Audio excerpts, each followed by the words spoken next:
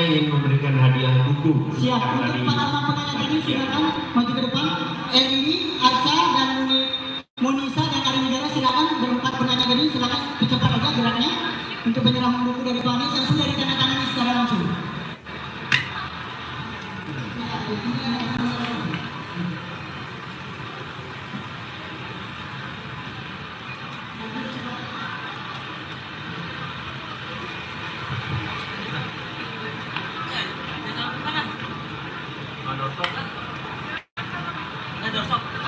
Makanya coba pastiin lagi coba tanya.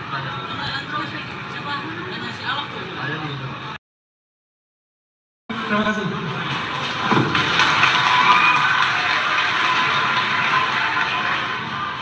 Begini, tadi kita mendengar ada guru-guru yang belum diangkat.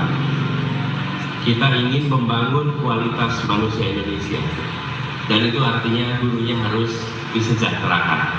Kita mendengar tadi di sini baru 7% anak-anak kita yang bisa sampai ke perguruan tinggi, dan itu artinya kita harus menambah bangku sekolah. Oke?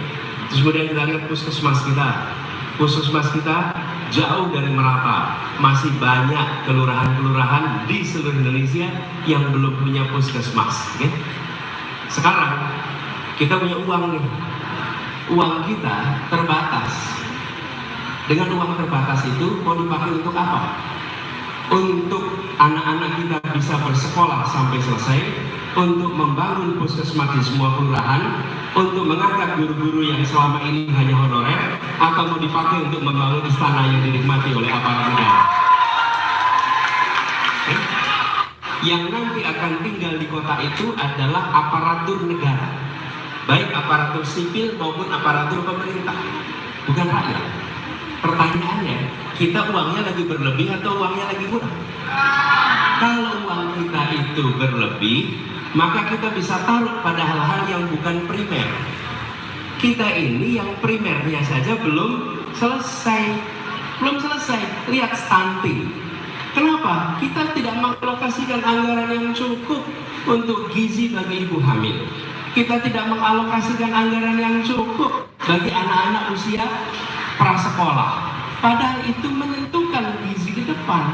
Jadi bukan soal IKN tidak setuju. Hari ini kita memiliki kebutuhan yang urgen. Saya pernah ketemu seorang ibu, usianya 80 lebih. Dia menceritakan bahasa ibu. Ya, Bung Arif unik, dia katakan gini, Pak Anies, saya di rumah masih punya tanggungan.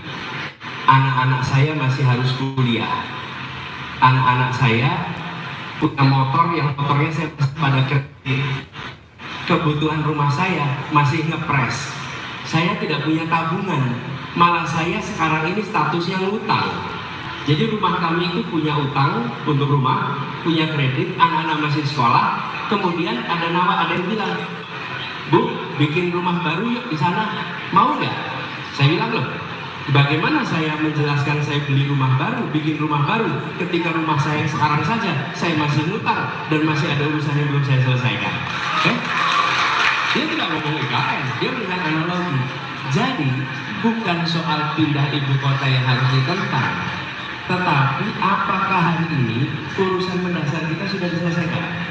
Dan bila ada alokasi anggaran 400 triliun ke sana, bayangkan kalau 400 triliun itu untuk rumah sakit, harus untuk guru honorer, untuk bangun sekolah, untuk uang kuliah bisa lebih murah karena dialokasikan subsidi lebih banyak perguruan tinggi. Apa yang terjadi? Rakyat banyak merasakannya, bukan hanya aparatur pemerintah.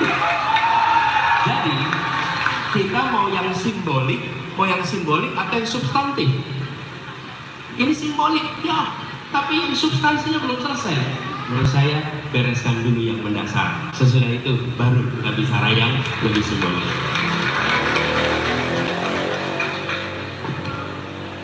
Apa, biar puas, kasihan. Kasihan, Pak. Biar puas. Bapak kan bilang bahwa negara kita Jawa sentris. Kita bicara tentang Jawa sentris. Saya koreksi dulu. Justru saya tadi tidak mau menyebut Jawa sentris. Tapi Tidak. Saya fakta katakan, dalam Jawa sentris, Pak. saya katakan, kenapa?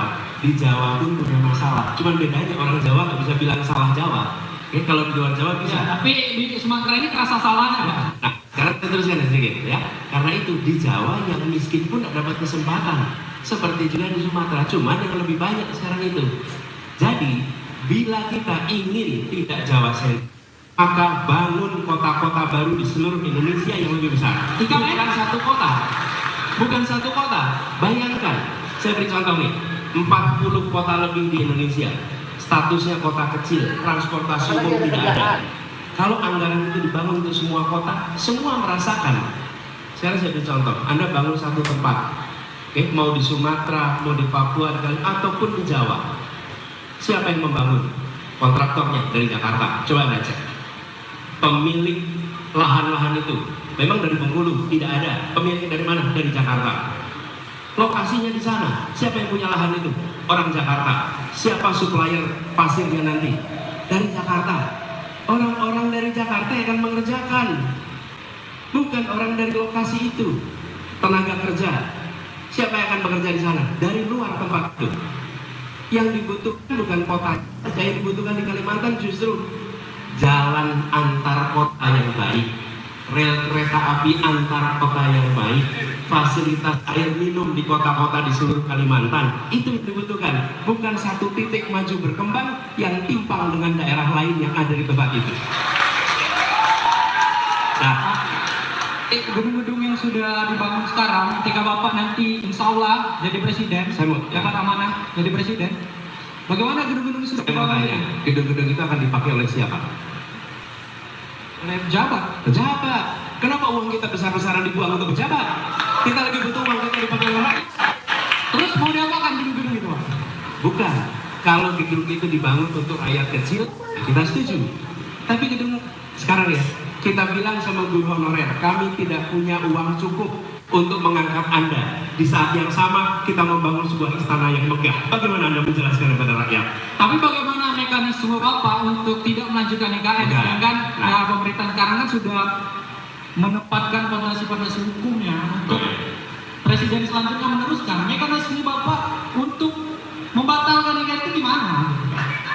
Nah, jadi Anda sudah paham kan bahwa itu tidak prioritas. Oke?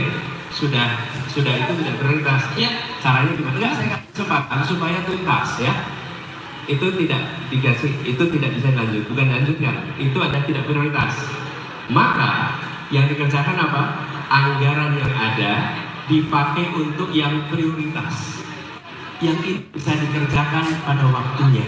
Ketika kebutuhan dasar kita sudah terpenuhi. Tapi kalau kebutuhan dasar kita belum terpenuhi, yang dasar aja nih. Bagaimana Anda menjelaskan pada guru-guru itu? Bagaimana Anda menjelaskan pada daerah-daerah yang belum punya puskesmas? Ketika pada saat mereka tidak punya anggaran, kita justru membangun sebuah bangunan besar untuk para penyelenggara negara, bukan rakyat. Itu sama seperti begini kira-kira ya. Di Bengkulu, sekolahnya masih pada rusak, belum direnovasi, sekolahnya kurang, lalu dinas pendidikannya membangun gedung baru untuk pejabat di dinas pendidikan. Apa yang terjadi? Gak adil. Menurut kami, prioritaskan rakyat kebanyakan, baru fasilitas untuk penyelenggara negara. Cukup, saya rasa di situ. Makasih. Terima kasih Bapak atas jawabannya, diskusinya di depannya. Saya mimpikan bahwa 3 calon presiden juga bisa tampil seperti Pak Anies, bawa soal gagasan, bukan hanya sekedar jilat-jilatan saja di panggung formal. Terima kasih Pak.